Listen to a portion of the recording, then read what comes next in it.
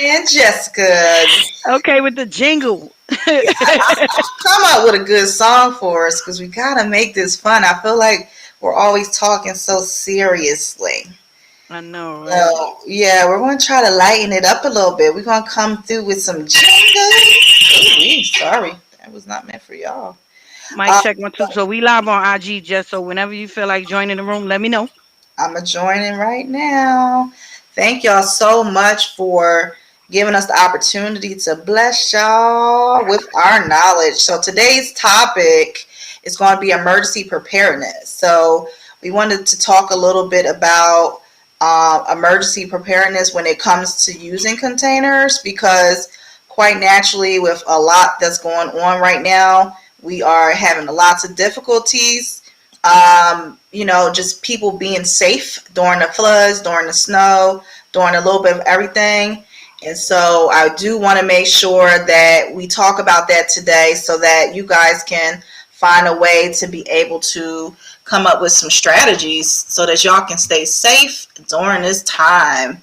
So please, by all means, if you got questions, feel free to mute yourself. Feel free to do everything in regards to asking questions so we can get y'all squared away. We want y'all to be informed. So we appreciate you guys. Thank y'all so much for listening in. So I'll get started. I wanted to kind of piggyback off of our last conversation because Uh oh. so what we experienced last time was we were talking about what was happening in Texas and some of the challenges that stem from the snow. So as you know, in Texas, they had a lot going on as far as the snow, the car accidents, and all of that. But more importantly, they didn't have water and they didn't have electricity.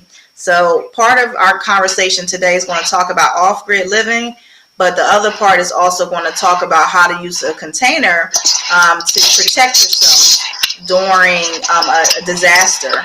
And so with that, we'll get started. So thanks for listening in. If you're on IG, YouTube, Facebook, as well as Clubhouse, we appreciate you guys. So for starters, I'll start with why a container. So many of you guys don't know, or maybe you do, containers are waterproof, windproof, and fireproof. And they can be mold proof. Of course, they can be other things depending on how the container is constructed. And so we're going to get creative with our thinking in chat today so that you guys can find out ways where you are able to kind of understand. Someone's saying the video is fuzzy. And so with that, I will say the first thing when it comes to using a container is to think about ways in which the container can serve as a capsule for you. So what I mean by that is from a perspective of I would say from a perspective of what it's made out of. So we know containers are made out of steel, right? And so with that, the steel allows for you to kind of be a capsule, even if a container is not, I would say, coated with any special paint or any other special insulation.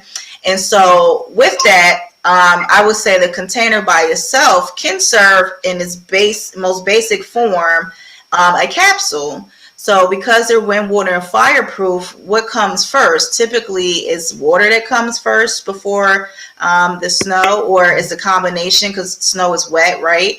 And then the other side to it is once it freezes, that's when the ice comes in. So when you're looking at a container, there are ways for you to de-ice it or to thaw it out or to use certain materials that actually allow for you to be able to easily make it, I don't want to say ice proof. I don't know if that's realistic.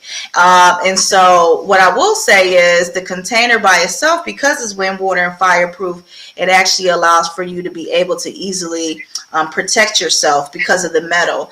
And the insulation on the inside, which we talked about before, the insulation dependent on the R value, which is the value that is given to insulation to tell you how thick it is.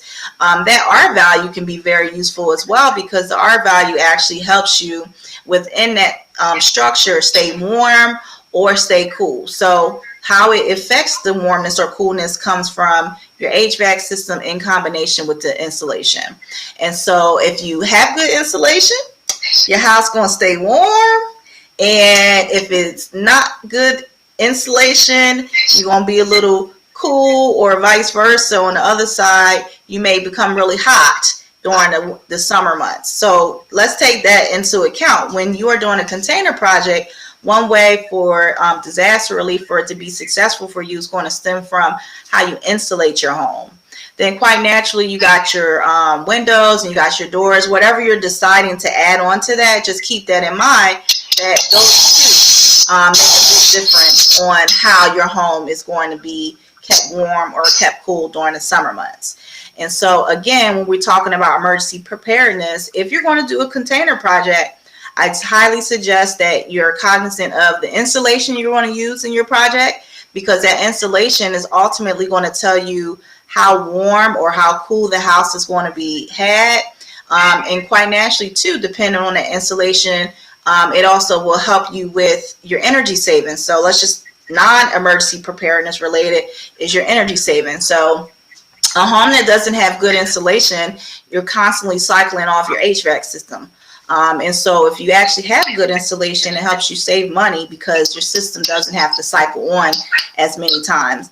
An example of that would be, for instance, in a traditional home where I would say they have a lower value. So lower value is maybe like a R20. If you have R20, then that's kind of where I would say for that side of it, that's not the best quality insulation, but typically, definitely, Shannon, you should build one on a farm. The container, if it doesn't have that good insulation, unfortunately, it's just not going to keep it warm. It's not going to keep it cool. And so in those extreme conditions where, let's talk about, wind. So if you get high winds, hurricanes, tornadoes. Another thing is you have to permanently affix it to a foundation, right? We talked about that. We said if you're going to put a container in your yard, make sure it's secure, because otherwise it's going to fly down the street, especially if the wind get high enough. So definitely be careful with that, because that doesn't benefit you, of course. I always tell people, if you're going to do a container project, always secure it to a permanent foundation and always have good insulation. What's your thoughts on that, Mojo? Well, Well, can you hear me? Can you hear me? Yep. Oh yeah, It's an echo. but But yeah, I was doing some research, like looking up some different options for shipping container preparedness, right? And different supplies and different uses. But like you said, if the insulation of the container is not done well, it's not gonna hold well in those situations. Um, but if you do your research, like you said, and understanding the different levels of insulation, you should be fine. Shannon is saying that I'm getting an echo. That I'm gonna pull mines away, see if that makes a difference. oh, okay. That's what I did with the what was I going to say? With the laptop. I'm going between the laptop and the phone and trying to make it sort of, oh, your picture is way clearer. I don't know what you did, but you there. In there, But like, I don't know if it's so much of creating a bunker type of thing, right? Like the end of the world zombie apocalypse type of situation, as it is just having some space, like a shelter, a storage space, like you mentioned last week. If you have a space that doesn't have electricity or plumbing running to it, then it doesn't have the same permitting requirements that another space has. Um so just get that space together. I pulled up an article that was talking about the different supplies that you need to have in those spaces. And it's like people just think about food and water, but nobody thinks about medication, the first aid type of things. And like somebody said the other day, oil. Like having a stash of gas in your bunker, because depending on where the disaster happens and what it affects, gas may be very scarce. We had different hurricanes where they had a problem getting gas after the hurricanes, and the gas prices shot up. And if you had gas reserves, then you were one of the people that were doing better in that situation than everybody else, because you were still able to get around. And another thing that they mention is a secondary mode of transportation. Like, what if you can't drive through? Have a bike on stash, you know what I mean, to be able to get um through if need be, something like that. So that's just a couple of things that I was looking to into with regard to preparedness um with the containers.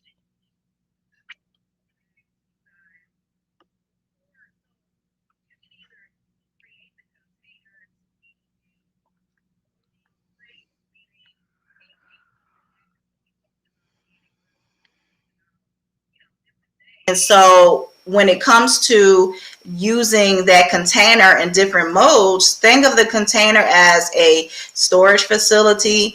So honestly, I'm gonna tell a story. I grew up with a very religious family, and we always thought the world was coming to an end. So back in 1999, Prince had his song, but I'm telling you guys, my family told us that when 2000 came, God was coming back, the rapture was going to happen, and we was floating away in the earth. And so what I will say is during that time, we had a stockpile of canned goods, water, and other types of things that weren't really perishable. And so let's just say before an emergency happens, these are things that you can do to kind of protect yourself and your family. And so what I will say is if you're actually from a perspective of what I call a prevention versus intervention person, prevention is starting to stockpile on canned goods. One main thing, I could tell you some things to consider, and you can create like a little storage. So within your container, you can create different sections. So use your, I'm not sure where the echo is coming from. So you can use your container shelving to kind of create its own little spaces. So one could be for canned goods, one could be for your water, as she mentioned, one could be for gas. And so you actually can section off a lot of that stuff. I don't know where the echo is coming from. You can actually section off a lot of those things and be able to kind of have its own space. So by having its own space, that will allow for you to kind of keep your space tidy and organized. And so one thing I notice people don't do is they don't actually practice that. So what I mean is do an actual drill, emergency preparedness drill, where let's say you and your family say, all right guys, you make your little fake siren noise in the middle of the night or something, and see how long it takes for you guys to get out your house and into your container home. And so I know it doesn't seem very logical, but what I will say is a lot of times people just aren't taking into consideration certain things when it comes to preparing for emergencies. And so don't just begin that process as far as, buying canned goods and water and all that stuff. I would really begin practicing it, because I can share, as we mentioned on our last call, a lot of my people that are in Texas, the things that they've had challenges with stem from them not being ready. So they either didn't have generators, they didn't have enough water, and remember, a lot of these places that have been affected recently actually lost electricity, and they lost access to clean water. So just from a perspective of how can you kind of save yourself headaches when it comes to preparing, you do it preventively. You don't wait till something major happens and say, oh, let me try to kind of step in and do that. I will definitely say some of the greatest challenges that my friends have shared with me about was they were telling me that they were having issues with the clean water side. So clean water meaning if you run your faucet, what was coming out of it. And so there are some products that you guys can take into consideration. I'm sorry to hear that, Shannon. Some of the things you guys can take into consideration is they actually have faucets that are, I don't know how you, I don't want to say it's self cleaning, but they have faucets that aren't connected to a hookup. So they're not connected to the sink, they're not connected to a public utility. And so that, if you're actually holding on and storing your clean water, you can actually use that within this particular mechanism. And as you turn your sink on, that's the water that's recycling through that sink versus the other way around where you may be getting it from, a public utility. And so by that happening, unfortunately, people that have to use the public utility, they still can't shower. They definitely can't drink from their sink. They can't even brush their teeth. So I'm gonna give you an example. When I went to Africa, they told us over and over, don't drink the water out the sink. Don't even brush your teeth. Like, they yelled at us. And of course, I'm hard-headed. And so I'm like, well, I can at least brush my teeth. Like, y'all being a little dramatic. Trust me.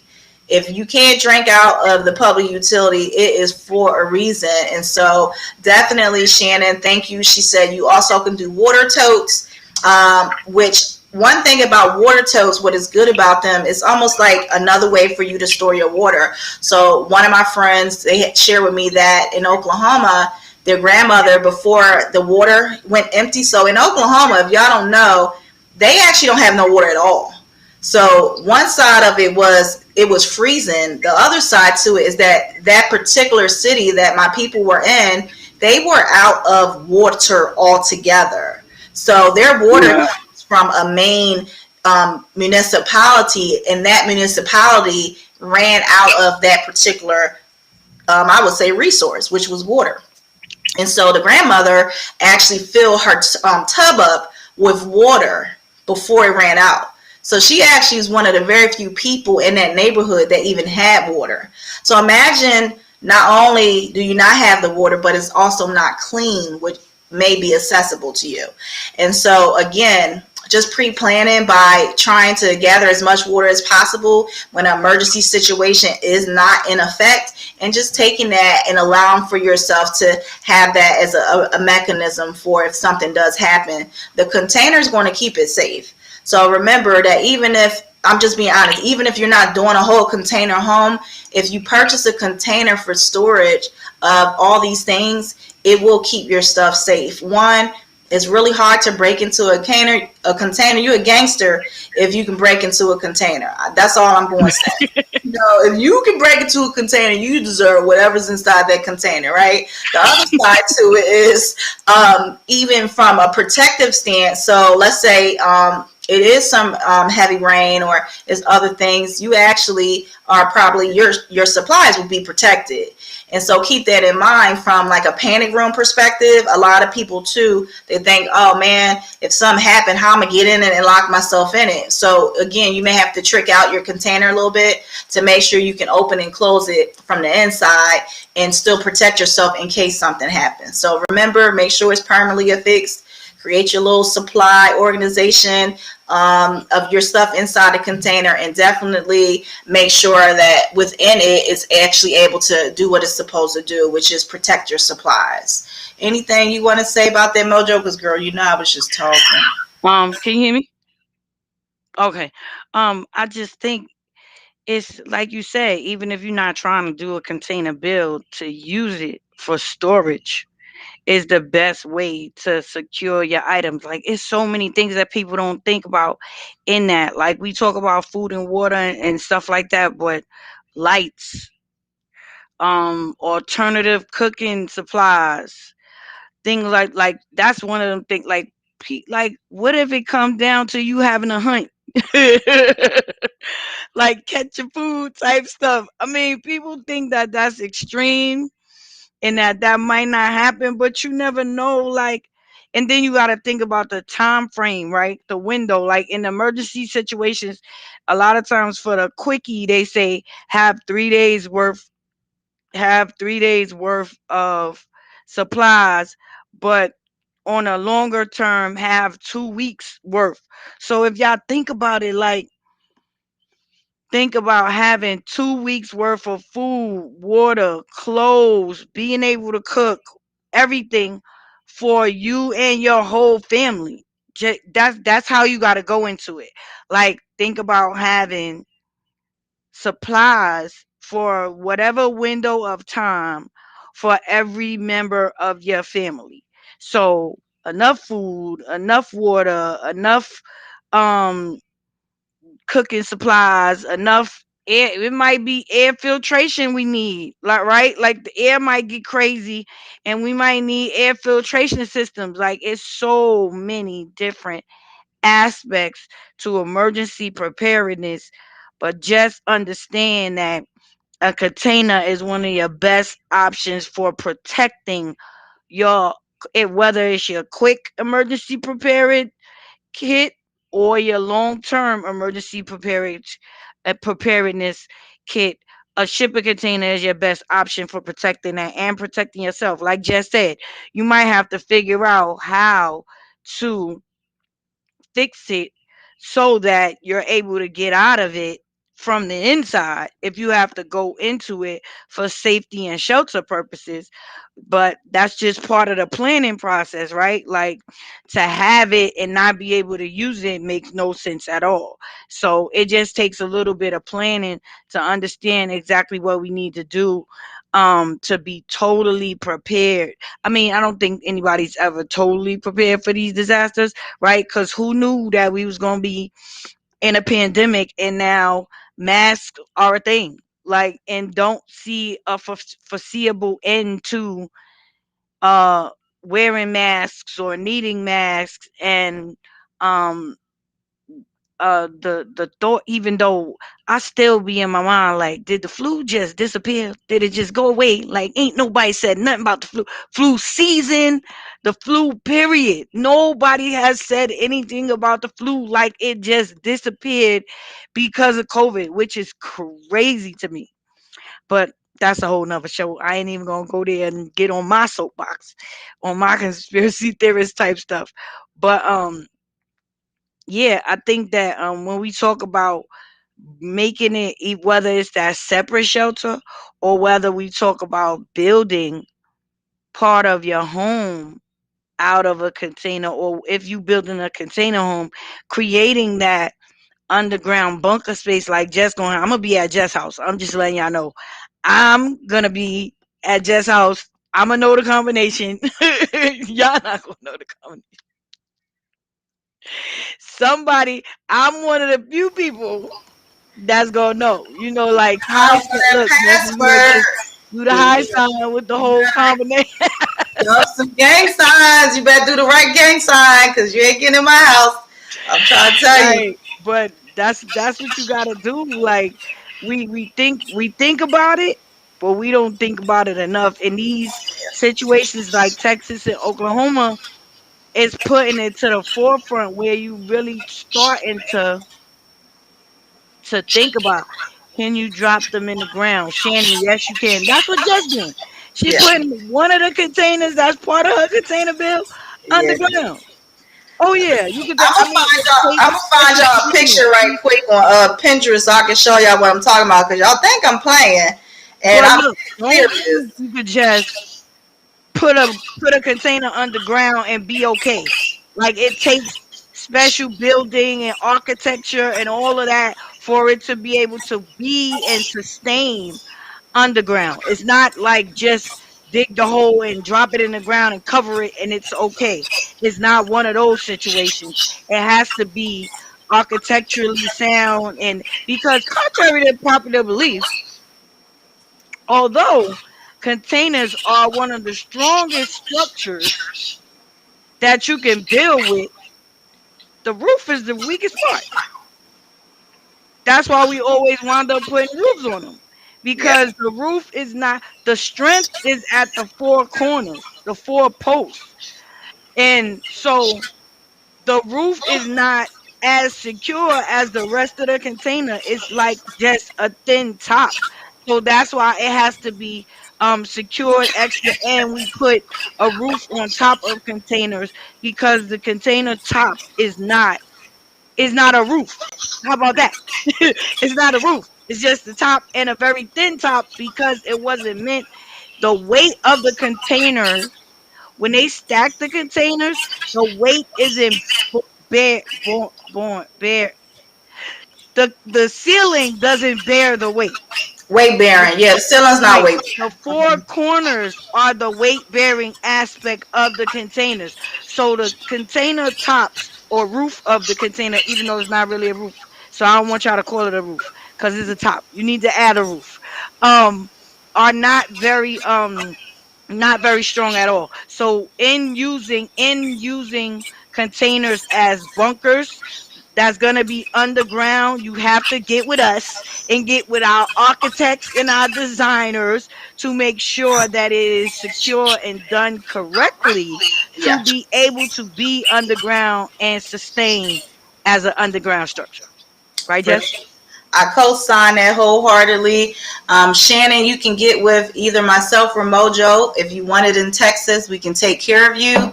I wanted to show y'all my little bunker because I think y'all think it was playing.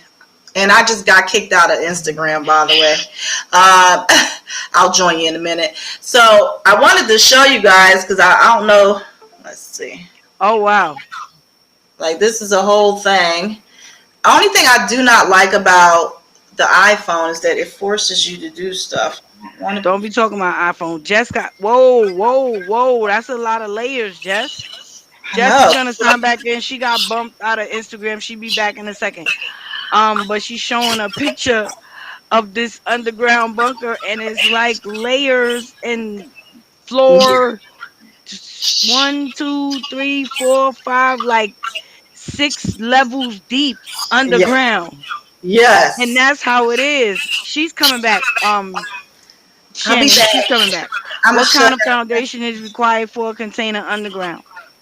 Um, You're doing a cement capsule just like you would do above ground, where it's a I don't think they get that. Well, Instagram can't hear you, Jess, but she's gonna come and explain the fact that you gotta do like a cement capsule to be able to build and to secure it underground. You literally have to create a cement capsule. And since she's doing it, I'm gonna let her explain it. She's back. heck. She's So just back. so you understand that, and you probably couldn't see it, so I may have to show you guys on another device, on another day, because I know you can share on here. I just don't know how to do it. Let me see. I may be trying to do too much and kick y'all off by accident. We're gonna leave that alone. I'll place it on my Instagram on the feed. How about that? Because I don't want to mess up this flow. We're doing pretty good tonight. And so it's an encapsulation. So just like you would do a foundation on a typical home. So you got a slab. Just think of it however you're building. So however many levels. And as Mojo said, mine has multiple levels. And so by having multiple levels, you have to dig the dirt first. And then you have, and that's why you do need a structural engineer. That's why you do need a civil engineer, because there are certain places on your property where this project works best at. So the civil engineer is going to tell you that. The structural engineer is going to tell you what to do with both the cement foundation, so to speak, as well as how much has to be had or laid in order for you to encapsulate the container. Because mine actually is about 4 floors, and so I have to start with the cement flat. Then I have to do another cement using rebar as another wall, and then I got to do another wall. So I literally have to do it on multiple sides. So it can be very complicated, not something simple. Again, we try to keep our conversations kindergarten like, not something simple to explain here on our chats, but definitely if you're interested in getting something like this done, reach out to us and we will make sure we get you situated. Okay? Okay, okay, okay. Okay, okay. But yeah, it's a lot of it's like slabbing all around, right? Slab, Basically, slab, slab, slab. it's Look, literally, slab and then rebar and then slab, rebar, slab, slab, slab all around for layers because it's not yes. just usually a lot of times when people build these underground bunkers, you can go one deep because I've seen a lot of the preppers do. Like, and I don't know if they doing it the right way, because a lot of times they're very DIY. I know what I'm doing. Let me drop this in the ground and stash all my stuff in it. But that's not necessarily the right way to go. So, like Jess said, you got to get with the structural engineers to be able to get it done the correct way. The correct way. And another thing, in reference to that, to think about, if you look up, Australia actually has underground houses. They're beautiful. They're cool. They have the perfect temperature underground all year round. So if you type in underground homes, Australia, all kinds of stuff going to pop up. I actually lived there and experienced it and know exactly firsthand what all of that is about. And so if you look that up, it kind of gives you an idea. So it's nothing but rock and cement as a collective, and it's actually naturally made because Australia has a lot. It's right near the equator, so it has a lot of natural stones. And so you just chip into it if you were in Australia, and then you can place whatever you want underground. So I've seen some really cool stuff, multiple floors.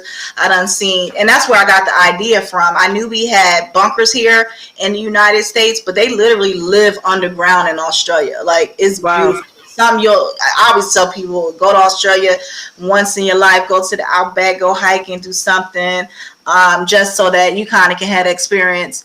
Miss Mondate says, what kind of foundations are used for above ground container homes? It's just a cement slab. It's not nothing significantly crazy, unless there are going to be multiple floors. Then sometimes you just want to do rebar. People make foundations for containers very complicated, but I'm very specific in my language because it is a permanent foundation. A lot of times people don't use permanent foundations, and that's what makes it mobile, and that's also what makes it unlikely or highly unlikely to get approved, because most municipalities don't want mobile homes. They want it to be permanently affixed. So just something to think about. It's just a cement slab. You can add some rebar in it, in case the container has multiple floors, but it does not have to be a complicated process. And so some people make it complicated, and it also is a preference sometimes too. A customer may want it done a certain way, and there's 15 or more different ways to do foundations. We just stick to the basics. We need to get our projects done. So when it becomes too complicated, it gets more costly. So we prefer not to do that. Some things that I wanted to mention as far as emergency preparedness, be mindful. So we talked a little bit at the beginning about off-gridness, if that's the word, just made it Did up. you say off gridness? I just made it up. Sometimes that's what you got to do. You got to make up some stuff. So Go with it. gridness. So for off grid, talking about solar, talking about water, or just I guess overall, just not being connected to the municipality. I want to say this, but also keep in mind that some people are experiencing that right now. So Texas decided to go off grid, and that is the reason why they're having some of the challenges that they're having. So keep that in mind, that there's pros and cons to going off grid. But if you're doing it, make sure it's for, an emergency preparedness situation, and not just because you don't want to be connected to the grid. Because if your energy source or your water source gets contaminated or doesn't work, now you don't have access to anything else other than what you've created for yourself. So, again, I'm not saying apocalypse is coming, but if the apocalypse come and all you have is your generators and all you have is your water sources, keep in mind that if it gets contaminated, that you're going to be in trouble. So I would say be very cautious about off-grid living. And remember, solar is still not really a fully off-grid product. So I think a lot of people think it is, and it's not. It has to be tied to something else, and it's more, I would say solar is more like a storage process, meaning it's more of storing unused energy, so stuff that's already kind of being used. So your regular everyday electricity usage, the sun is actually capturing that solar. And what people don't realize too is with solar, you also aren't using 100% of that energy storage. So you're still only using a percentage. And a lot of time that just comes from that it is going to have a cloudy day, sometimes, and that sometimes it's just not going to work how you want it to work. And don't be in a place where there's snow, like how a lot of people just experience. And really, that just came from, hi, Vivian, a lot of stuff just came from, honestly, people have the mindset, oh, this will never happen to me. So I definitely encourage you, if y'all are listening today, don't assume that this disaster stuff can't happen to you. And I'm from Philly, and we never had an earthquake in Philly. And guess what? We've had several earthquakes over the last couple years. They're not high Richter like in California, but we've had some earthquakes. Even so, in middle Georgia, same thing. A lot of the different things that we're used to experiencing in areas that are more predominantly experiencing that thing, that high wind, the floods and all that stuff, those things are happening in areas where it's not normal. And so please don't think you're exempt from the high winds, the flooding, the snow, the ice, and all that's been happening. You cannot assume that. And so I always say, if you are ready, you don't have to get ready. So go ahead on and do what you got to do. Be mindful as far as like not all the way on the off-grid thing, but even from a cell phone usage thing, the older the phone is, the better the battery was, right? I know we like our brand new phones and we prefer to have the highest end everything, but you Right. may have to go back to a flip phone. I felt like the flip phone, that battery lasted 100 years and 100 nights. But because our new fancy smartphones take up all this data to use for everything, you kind of missing from that. So I hope I didn't go too off topic with that particular tip. But as far as, off grid, as well as, some of the other things that people are used to doing when they don't want to be attached to, local electricity and water, just keep that in mind, that those are some of the cons that if you don't have access to it, how will you be able to survive if all you have is your only resources? So do some Right. really strong preparation. Miss Mondet says, can containers withstand hurricane winds? Yes. So containers can go up to 120 miles per hour. If, what we said earlier, it is attached to a foundation. Otherwise, if it doesn't have nothing it's attached to, it's going to fly around like a piece of paper when the fan come on. So And keep another that in mind. and another thing that we gotta consider, like they're made to cross seas, Mm-hmm. which is just kind of like hurricane weather. When those waves start rearing and getting crazy, that's hurricane typhoon type weather for the containers, and they stack them 7 8 high, right? So one of the outside of the concrete slab, one of the other foundation options is they create the concrete feet, like mini slabs, and then put the same what they call J hooks that they attach the containers to each other with. They put those into that foundation and then attach the container to that to make it like double secure. But Mm-hmm. they're definitely made to withstand hurricane type winds, hurricane type rains. But what's going to happen on the inside if you're using it as a home is determined by how you insulate and how wind and water tight your construction is, Mm-hmm. because the containers themselves are wind and water tight, but the construction makes the airtight envelope that they call it, right? So that no water and wind could get in. Like, like things like condensation might happen and things like that, but for the most part, if it's done right, those things won't happen. But they're definitely made to withstand hurricane and stuff like that. Why are my kids calling me like crazy? What is going on? I'm going to show you guys. Well, I'll go back to these questions right quick. So Shannon Give me a asked, second, y'all. sure, mute yourself, my I love. can't I can't Uh, pause because it's me live. But oh man, she going about to tell you all her business. So CBC radio, I realize my Android doesn't work if it's too cold. Absolutely. Yeah, the CB radios are really good. And then someone asked about corrosion. It's very important on how you prepare your container in order for it to reduce corrosion almost consistent. So keep that in mind when it comes to you're doing your projects, whether it's with us or somebody else. You definitely want to be cognizant on who your contractor is because that makes a big difference. So I want to show. Awesome. Mr. Rub You the Right Way said he bought your 4-book set. Congratulations, Mr. Rub. Yeah, Mr. Rub You the Right Way. I'm going to show you guys some different types of bunkers so that y'all can All kind right, of. I'm about to look at it right now. So this here is All right. a type of bunker, and while it's not a container, when people want to understand how to build underground, this is one of those ways. So this is just cement. So this is not a container at all. I'm just showing y'all different ways that you can use the underground usage of emergency preparedness for your protection. I'm going to show you some other ones. Hold on, please. And this is actually a good video because y'all were asking about, not a video, picture, y'all were asking about what it would look like. So this is kind of how, when you start to build underground, some of the ways that it would look.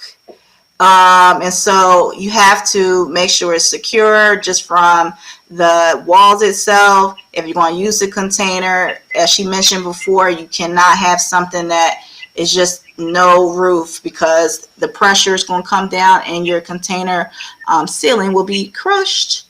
So I'm trying to show you guys some other things. Hold on. Sorry, I'm moving fast because I know y'all sitting there being patient. And so this is similar to kind of how my underground is, and I know that looks crazy. It's actually an animation, but I'm actually going to build partly underground, and a lot of what's going to be there is going to be multiple floors, and then it'll have access to different varying departments. So this would be like a storage facility where people can actually place whatever. And so this is an animation right here, guys. Let me be very clear. This is not somebody's home.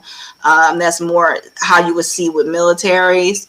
And so even this one was somebody putting a school bus underground. That's a little crazy, right? Again, ways that you can use different resources just to be underground. I was trying to find the one, and this is a picture of a container. Not a good way. That's terrible. Don't do it this way, guys. See that there? Catastrophe waiting to happen. What you doing? So this is what you don't do. This right here. Okay? Do not just put a container in the ground. You see how That's right what I said. to how the container's all smushed up on the side. This is a do not do. So do not do it this way, guys. And it's the name of this title is called Homemade Underground Bunker. No, don't do it. You will not live very long. You'll be done died under there. Here are some other examples on how you can use a container. So this one is just showing is one container. It has a couple rooms, has a couple different little features in there. So you can get pretty creative. Even if you want it simple, this is a little animation, but this is simple. This is one container that all they have on that right side here is just storage, and then it's the people, and then it got some cabinets and one little simple stairwell. So it don't have to be complicated, guys. You just want to have something so that you're safe. I thought I could find the one that I was going to do pretty easy, but I guess they don't want me to be great today.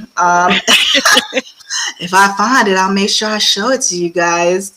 And so anywho, with that, some other things to think about is your plans. So I would say that for anybody that is including, remember how I said you guys can possibly join me if you know my passcode. Please keep that in mind. So if your plan includes people outside of your household, please make sure that they understand what the rules of engagement are. And so I wouldn't just say come to my house. You know, you got to remember that not everybody lives in the same area as you. So that emergency preparedness plan can get a little bit deeper. And so please keep that in mind. From a container perspective, you can pre-plan and be able to have everything that you need in there and should be good to go. So I'm not going to keep beating this emergency preparedness horn, but I will say that we always have a tendency to talk about one way that you're able to make money with containers. And so today I wanted to talk a little bit about how to use this as an accessory dwelling unit that also can serve a double way for rental income. So accessory Yes. dwelling unit, sure, Did you answer the question about corrosion? yes, Okay, I missed that one. All right.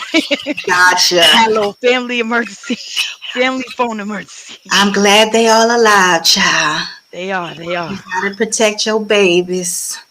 That's So true. So I would say a multi-use. So you got your accessory dwelling unit, right? And then you also have your container that's used as the accessory dwelling unit, and then you can turn it into rental. And so what I'll say is, in regards to using that particular source, a lot of people don't realize that there is so much that can be used for an accessory dwelling unit. And so your accessory dwelling unit can be your man cave, your she shed, or whatever. But I tell people, if you're going to build out a container project when it's not in use, find another use for it so it can continue to make you money. And so let's just say you built something specifically for yourself. It's a man cave, it's a she shed. Why not rent it out to other women or other men when it's not in use? And I know that's your sacred space, but when you're not using it, which I'm during COVID right now, you're not doing much with it. Why don't you just rent it out to other people so that they can use it and find some value in it? So maybe it can be an event space, so to speak, where they can have a little mini retreat depending on how large it is and be able to use it for a weekend, even if they're not using it every day. You don't have to use it for, from a perspective of Airbnb, where they're using it every single day, but it can be used for an alternative use. Let's say it's large enough for a yoga studio. What if somebody wanted to rent the space out to do an exercise fitness class? And it don't have to be a physical in-person class. If your space is nice enough, it actually be something that they can use where they're doing online classes. So that's kind of another creative way. We always try to come up where some other use can be had with the container. So in this case, with the accessory dwelling unit, this is a great way for you to use that same product, that accessory dwelling unit that maybe is just sitting in your backyard doing nothing. You can now use it for other uses. It can turn into an art studio, temporary art studio for somebody. Again, they can have fitness classes. It can be a little retreat space for somebody else. You can use it for cooking classes. If you have a kitchen set up, somebody can do. So right now, people are pivoting from in-person activities to offline activities, and your accessory dwelling unit will be perfect for you to kind of serve as a space for someone to use it for their online classes, online sessions, online fill in the blank, especially if it's a comfortable enough space for a therapist or a counselor. Let's say your mobile doctor. Those are definitely different ways that you can use it. Madame Fuqua said rent out for photo, video, or movie shoots. Absolutely. If your space is big enough to allow that, definitely. Come find ways that you can continue making money. It doesn't matter. Even, and I know we talk mainly about container stuff. Let's just say it's not a container space. Why don't you figure out how you can still repurpose the space? And so those are some examples. We always try to give you a little something so that y'all can make some money off of these things. And let's just say, so I had a customer, and we can talk about how to invest in real estate using containers and all that stuff on our next session. But she was telling me how she wanted to sell her house and use those proceeds to then buy some container homes. So we're working with her on that as she closes on the first house to then use that money for the new houses, but also at the same time be able to actually get those container projects done for cash and save on capital gains taxes. So we're going to talk about that on our Not next just session. containers, people. It's not just containers. Speaking of cash, did y'all see my picture?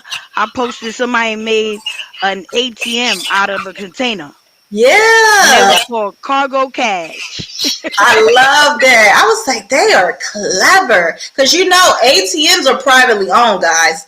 So ATMs, as much as you see a Wells Fargo, they are not the maker of that ATM. It actually was somebody else who has the distribution of the machines, and then they slap their logo on it, and that was that. So imagine if you could use, purchase the ATMs from that distributor, and then boop, show that on there, call it Jessica's container money spot. Right, right, right, right, right. Yeah, and now I'm just Look, making up stuff. You know I make up Cargo Cash Mojo, Mojo Cargo Cash, something. Yeah, you gotta get creative, Cash y'all. Mojo, the Cash Mojo box or something like that. Mojo's Cash box. Yeah, It's I so like that. many options and opportunities to make money with shipping containers out here. I love it. I love it. I love it. I really like that. Mojo's cash box. Like how you got a back box queen. Black box queens, right? Yeah, Cash box queens. Ha cash ha. box queens. Get to that money. Ew. Get it Yeah, right. I love Yeah, it. right. Where the money reside? Where the money reside? I love it. I like that a lot.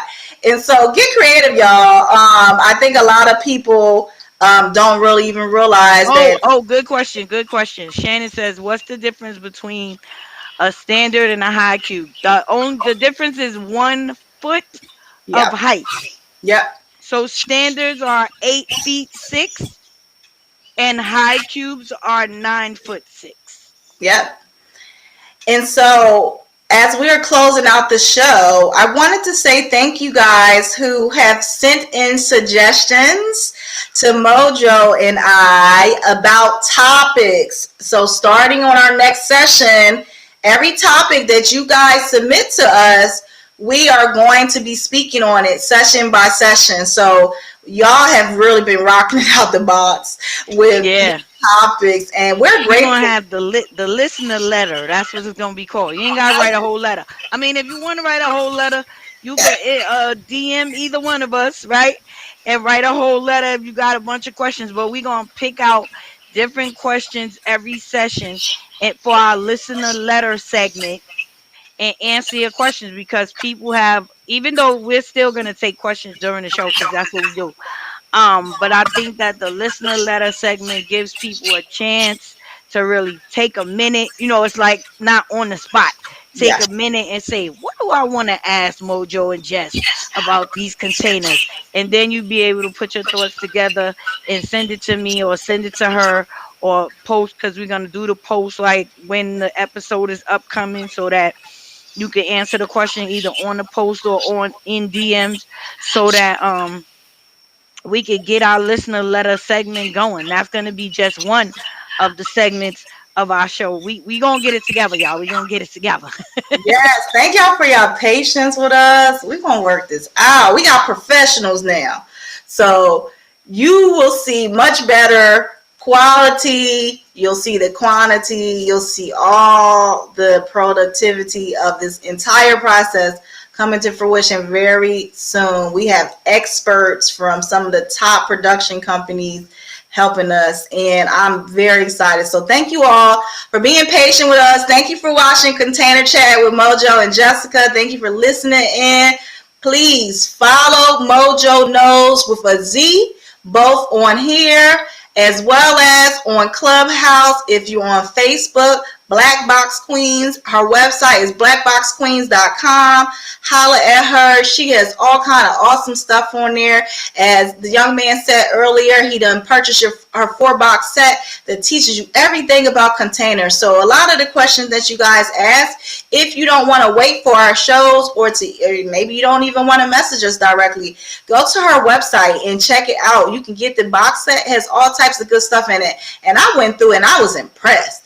I felt like I'm missing out on the container life because some of this And stuff. then when you ready to join the big dogs like me, because I took the class, Yeah. right? And you want to take the Container Life Masterclass, you go to Jess's website at shippingliving.com, and you can sign up for the Container Life Masterclass, and you get so much information and so many documents and all the information to know how to get approved to build a container anywhere?